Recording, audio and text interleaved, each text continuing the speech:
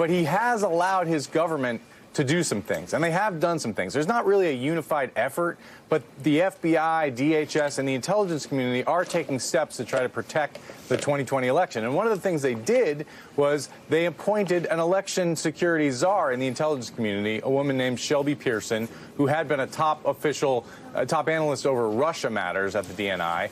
And her job is to synthesize all the intelligence, to look at the threats, and to brief lawmakers. And that's exactly what she did last week. Lawmakers on the House Intelligence Committee of both parties, whose job is to hear this information as part of their oversight role. They're cleared to hear this information. And she told them, our sources tell us, that there is evidence that Russia has developed a preference for Donald Trump, that Russia wants to see Donald Trump reelected, and that Russia is continuing to meddle in our politics. Now, she said that before. She said that the Russians are back at it, and we're not very clear on exactly the classified details of what they think the Russians are up to specifically, although we are told that it's really the same playbook from 2016, particularly the disinformation and social media manipulation. But here's what happened. After Donald Trump heard about this briefing from Devin Nunes, his ally, the ranking Republican on the House Intelligence Committee, he hit the roof. And the next day, in a meeting with DNI Joe Maguire, he berated Maguire about why this briefing took place at all and why he had to hear about this from Nunes. And particularly, why was he sharing this information about the Russians with Adam Schiff, Trump's nemesis? And Trump was worried that this could be used against him. So Maguire's out now. So the specter of intelligence officials speaking truth to power, which is their job, and they are being punished for it, Willie. So again, the Director of National Intelligence, that office goes in, does its job, briefs the Intelligence Committee. Devin Nunes, the ranking Republican on that committee, calls the White House, effectively tells the president, hey, they're telling on you in this meeting. And Adam Schiff is in the room. That upsets the President of the United States. He berates Joseph Maguire, kicks him out of his job. So, Hans Nichols, that raises the question, if, in fact, Richard Grenell is a temporary hire, if he is just a placeholder, there's talk already about who might take that position, another Trump defender. Doug Collins, congressman from Georgia, also thinking about running for the Senate. The president last night on Air Force One mentioned he's thinking about Doug Collins for that position. Now, it's not final. He said that there are other names that he's considering, but the clock is ticking here, and I don't mean to bore everyone, but there's something called the Vacancies Act, and that really would allow Richard Grenell to be acting through sometime through mid-March unless the president officially and formally nominates someone else. So the clock is ticking. And if he does nominate someone else, then you can have Richard Grenell stay there potentially longer as the Senate fights this all out for a confirmation battle. One person that we haven't heard from in all this, I think it's crucially important, Senator Richard Burr from North Carolina. Remember last time when the president nominated John Ratcliffe, another congressman, for this job? This was before Maguire got the position. Burr made it be known that he wasn't overly excited about this. You still need the Senate on this, and we'll see to what extent Doug Collins passes muster there. Guys? Thank you so much, Hans. David Ignatius, this is a president, of course, who in the past has taken the word of Vladimir Putin, an ex-KGB agent, over his own intel community when it comes to Russia's election interference. But he backed down under pressure, and he's allowed the intel community to continue to do their jobs. And they've reported dutifully to Congress over the past several years that the Russians are still trying to interfere with our elections. And in fact, most of them call it the greatest threat to American democracy that we have. But we've definitely crossed the Rubicon this week where the president fires an intel chief and completely disrupts the intel community for simply telling the truth. I remember reading a column of yours once back during the Obama administration where you said the shockwaves after an Obama speech through the intel community was akin to a car bomb going off in the parking lot. I would guess this would be something far more significant this week.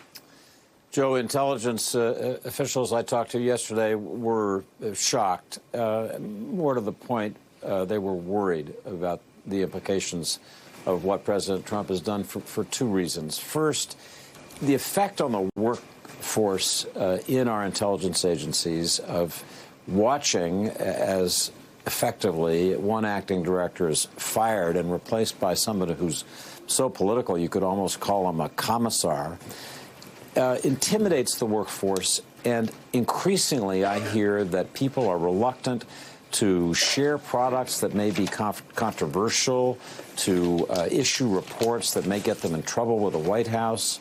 The intelligence agencies have asked not to give any public briefing this year on their assessment of threats to the United States for fear that President Trump might take exception to some things they might say about North Korea, about China, about other issues.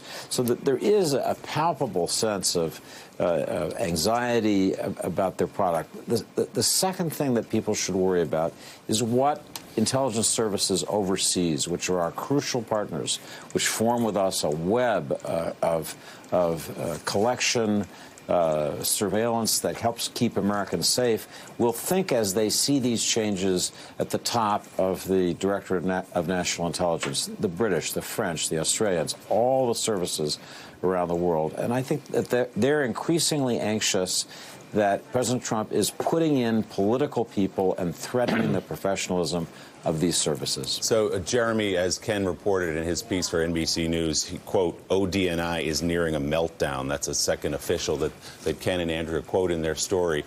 You've worked in the intelligence agencies. You know a lot of people in and around this story. What is the state of affairs? What's the impact of the President of the United States putting this kind of pressure on? Yeah, there's dire concern, and I've also talked to folks inside the intelligence community over the last 24 hours, and a couple of additional notes. First of all, not only is Grenell in and McGuire out, but they're cleaning house. And Andrew Hallman, who's been serving effectively as the principal deputy DNI, a career intelligence professional who served at CIA, served as a PDB briefer, he was also shown the door and told that today would be his last day. And so, in essence, you have the entire leadership of the Director of National Intelligence decapitated.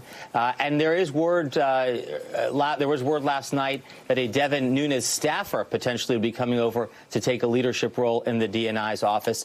This really is all an effort to squash any information at all about a Russian cyber attack on our 2020 election.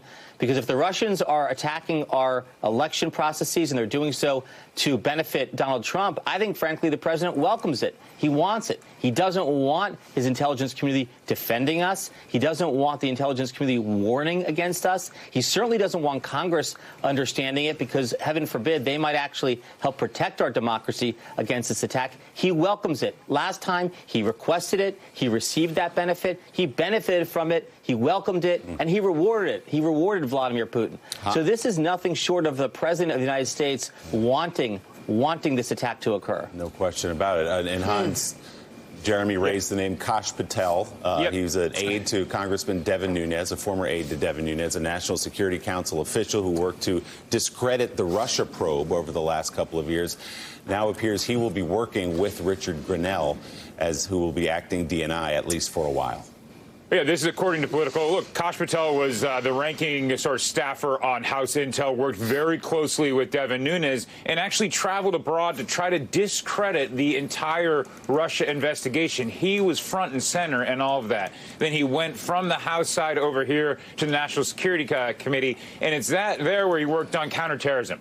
From counterterrorism now, he's going to be in some unspecified role working for the ODNI, working with Richard Grenell. And, of course, there's a Nunes connection. You know, one thing when you talk to people close to the president, even his supporters, people that want to see him succeed, one thing they worry about is which aides, which associates that are close to the president can spin him up, can get him to air his grievances and act on his grievances, because the president is very aggrieved.